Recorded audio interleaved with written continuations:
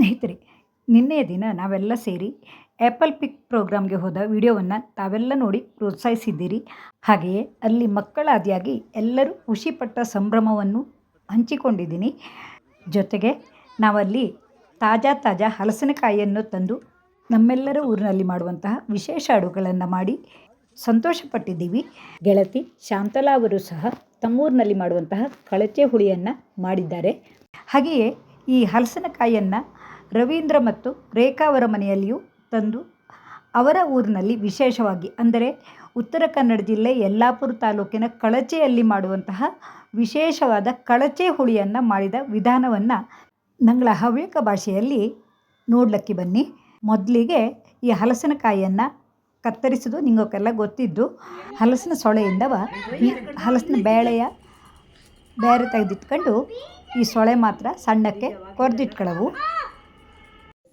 ಈ ಹಲಸಿನಕಾಯಿ ಸೊಳೆಯನ್ನು ಕಟ್ ಮಾಡಿ ನಾನು ಫ್ರೀಝರಲ್ಲಿ ಸ್ಟೋರ್ ಮಾಡಿ ಇಡ್ತೆ.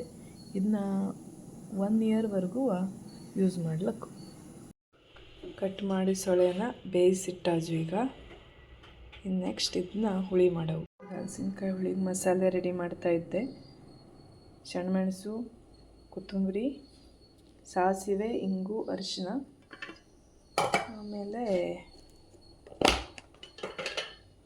ಒಂದು ಸ್ವಲ್ಪ ಕಾಯಿ ತುರಿ ಹಾಕಿ ಮಿಕ್ಸಿ ಮಾಡವು. ಬೇಯಿಸಿಟ್ಟ ಸೊಳೆಗೆ ಒಂದು ಸ್ವಲ್ಪ ಉಪ್ಪು ಹಾಕಿ ಇದನ್ನ ಸ್ವಲ್ಪ ಸ್ಮ್ಯಾಶ್ ಮಾಡ್ಕೊಳ್ಳವು. ಸ್ಮ್ಯಾಶ್ ಮಾಡಿದ್ದಕ್ಕೆ ಮಿಕ್ಸಿ ಮಾಡಿದ್ದ ಮಸಾಲ ಪ್ಲಸ್ ಮಜ್ಜಿಗೆ, ಮೊಸರಲ್ಲ ಮಜ್ಜಿಗೆ ಹಾಕಿ ಕುದಿಸಲಿಡವು. ಹುಳಿನ ಕುದಿಸಿ ಅದಕ್ಕೆ ಸಾಸಿವೆ, ಇಂಗು, ಕೊಬ್ಬರಿ ಎಣ್ಣೆಯಲ್ಲಿ ಒಗ್ಗರಣೆ ಮಾಡಿಬಿಟ್ರೆ ಹುಳಿ ರೆಡಿ. ಹೀಗೆ ಹವ್ಯಕರ ವಿಶೇಷದ, ಅದರಲ್ಲೂ ಕಳಚೆ ಊರಿನ ವಿಶೇಷದ ಕಳಚೆ ಹುಳಿ ಮಾಡೋದು ಹೇಗೆ ಹೇಳಿದ ಈ ವಿಡಿಯೋ ನಿಂಗೋಕೆ ಖುಷಿಯಾದರೆ ಒಂದು ಲೈಕ್ ಕೊಡಿ.